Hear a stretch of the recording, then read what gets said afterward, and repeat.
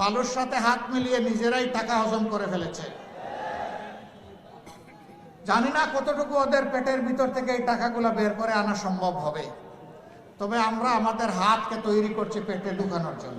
নদী ভাঙনের কবলে পড়ে প্রতি বছর বিপুল সংখ্যক মানুষ তারা বাস্তুহারা, দিশাহারা হয়ে পড়েন।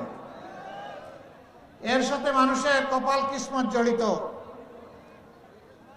সেখানে স্ল্যাব বসানো হয়, গ্রহণ করা হয়, সব কিছুতে চুর এবং ডাকাতের আনাগোনা থাকার কারণে ওগুলো মানসম্মত হয় না, বসানোর সাথে সাথে ধসে পড়ে যায়। আমরা জাতির কাছে অঙ্গীকার করেছি আমরা দুর্নীতিমুক্ত বাংলাদেশ গড়ব ইনশাআল্লাহ। যদি দুর্নীতিমুক্ত বাংলাদেশ গড়া হয় তাহলে আর এই স্ল্যাবগুলা নদী গর্ভে চলে যাবে না। স্ল্যাবের জায়গায় থাকবে, মানুষ নিরাপদ হয়ে যাবে ইনশাআল্লাহ।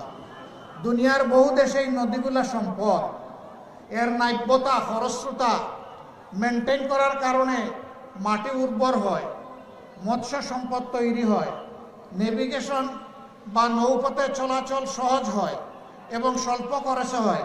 আর আমাদের দেশে এইগুলাকে তিলে তিলে খুন করে এখন নদীগুলাকে মরুভূমিতে পরিণত করা হয়েছে, যার কারণ তার গভীরতা, নাব্যতা হারিয়ে ফেলার কারণে সামান্য পানিতে, সামান্য বর্ষায় দুই কুল ভাসিয়ে, মাড়িয়ে, ভেঙে, চুরে চুরমার করে দেয়। এটা কি একদিনে হয়েছে? এটা 54 বছরে তিলে তিলে হয়েছে। কেন? নদী খননের জন্য, ড্রেজিং এর জন্য আমাদের কি কোনো বাজেট ছিল না?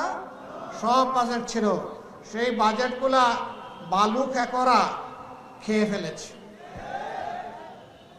সেখান থেকে বালু উঠানো হয়নি, বালুর সাথে হাত মিলিয়ে নিজেরাই টাকা হজম করে ফেলেছে।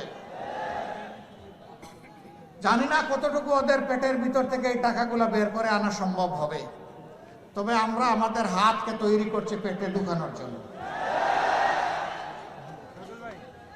এইভাবে সারা বাংলাদেশে যদি চোরদের কাছ থেকে, ডাকাতদের কাছ থেকে দেশে এবং বিশ্বে যে সমস্ত লুণ্ঠিত সম্পদ রাখা হয়েছে সেইগুলো যদি ফিরিয়ে আনা যায়, বাংলাদেশের জনগণের ভাগ্য 5 বছরের মধ্যে চমকাতে শুরু করবে। নতুন করে যদি আর কোনো চোর ডাকাতের হাত জনগণের সম্পদের দিকে না গায়, তাহলে বাংলাদেশ আলহামদুলিল্লাহ ইবনে বতুতার আমলে সেই গৌরব ফিরে পাবে।